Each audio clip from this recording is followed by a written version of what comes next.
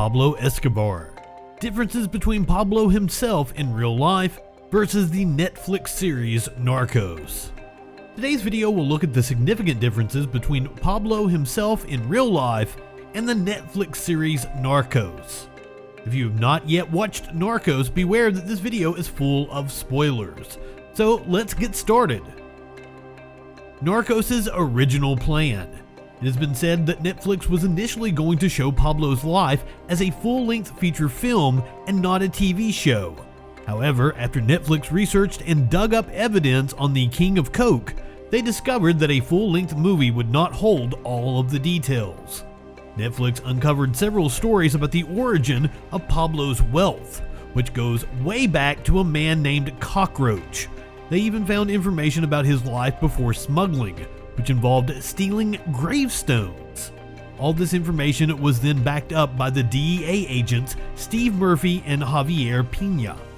They eventually showed the producers that they knew nothing about Pablo, and that was how Narcos was born. One of the people who appreciated the thoroughness of the show extensively was Bernardo Arpacio Garcia, a writer for Vox. He grew up in Escobar, Colombia, so he was pretty knowledgeable about what was going on.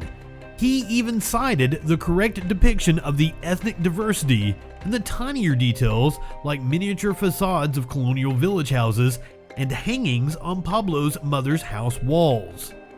Escobar's recordings. One thing that helped the producers make the show so detailed was the recordings that Pablo kept. Pablo had something for keeping records of events, which included taking videos of the events in his haciendas as they took place. This really helped the producers get his type of conversation, fashion, and activities in his daily life and with those around him. However, when it comes to the series, they portray Escobar as mostly sitting around, always brooding and looking into space as he thinks of how to make the next big move in his wars with his own government. The truth is entirely different though, since Escobar somehow contributed to the show's production. In fact, it turns out that the Medellin cartel was a massive fan of the media, since some of his recordings were actually inserted into the show. These videos displayed the activities that took place within his haciendas. He was even crazy enough to buy or kidnap news reporters for him to tell his story. One thing we can be sure of is that Pablo would have been a massive fan of Twitter. Family opinion. This had to come in at some point, and it is actually pretty important. This is because almost everyone is wondering how much of Pablo's interaction with his family was accurate. Better yet, how did the remaining family members feel about it? The answer is simple. They were not at all happy. Pablo's brother in particular was very furious when the show was released, and with what he said, you probably wondered where he was when they were producing the show. Roberto Escobar was both Pablo's brother and the cartel's accountant. This was up until he was arrested when Pablo died. So when we say that he was not happy with the show, he really wasn't. Angered him the most was when the show depicted another accountant called Blackbeard, who was then arrested and squealed against the cartel to officials. In response to the false depiction, Roberto sued Netflix and requested compensation of $1 billion.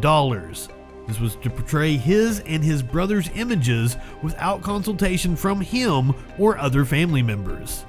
Since this was just the first season, he was allowed to overlook the second season for any inaccuracies before it aired. However, we are not sure whether it went the way he wanted. Others in Pablo's family have said that the way they were shown in the siege of a government building and how he died aren't how he died.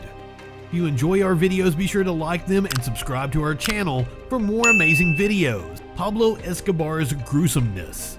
From the show, you can tell that Pablo was a very terrified man.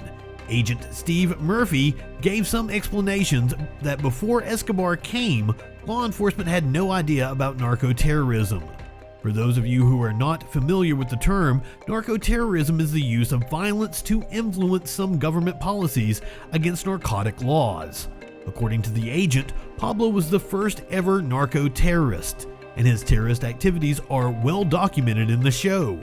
Something else that we notice is that Pablo found it so easy to order the execution of others. His personal dealings with people seemed pretty calm, and they rarely resulted in anything deadly.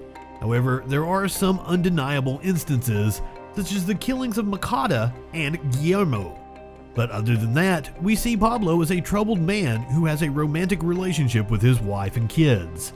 However, in reality, Don Pablo was always a drug lord.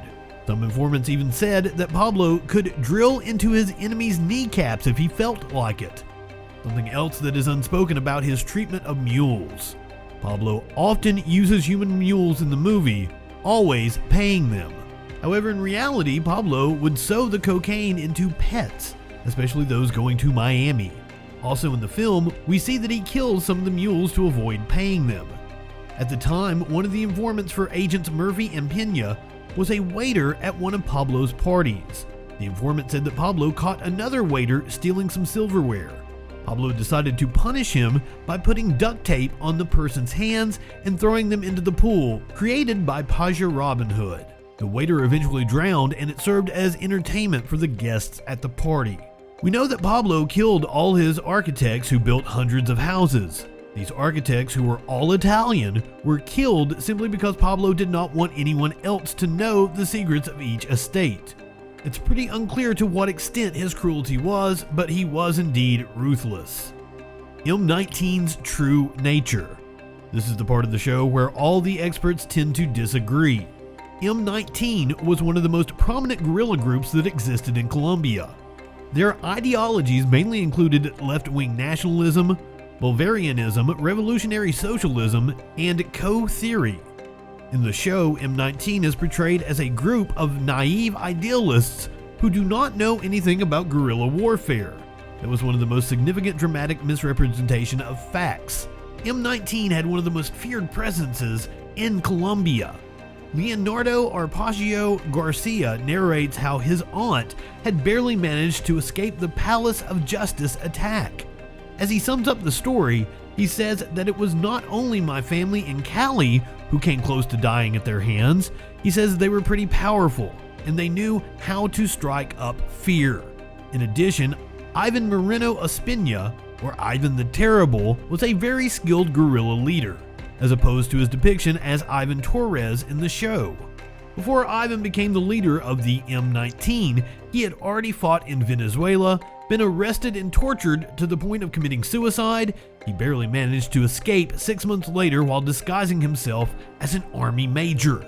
He was given the name Ivan El Girable because he always did things in the least diplomatic way possible, so he was poorly depicted in the show. It is rumored that Ivan was eventually killed by Pablo, while some even say that he may not have gifted Escobar the famous sword of Bolivar. Relationship with his family. The relationship between Pablo and his family was mainly imaginative, since the producers did not consult with the family in any way. If you already have preconceived notions, this is a very dangerous way of telling the story. In fact, no other relationship was so wildly misrepresented as Pablo's relationship with his son, Juan Pablo. The latter is now known as Sebastian Marroquin. Even though Sebastian is now free from all the drug trade business, he sometimes talks about his relationship with his father. He has done so in several interviews. He talks about how his father loved him very much. At the same time, he also balanced the picture with the effects of his violent activities. He said that he learned so much about violence that he chose to become a peaceful man. Sebastian also says that his father taught him about drugs, saying that Pablo's favorite was marijuana.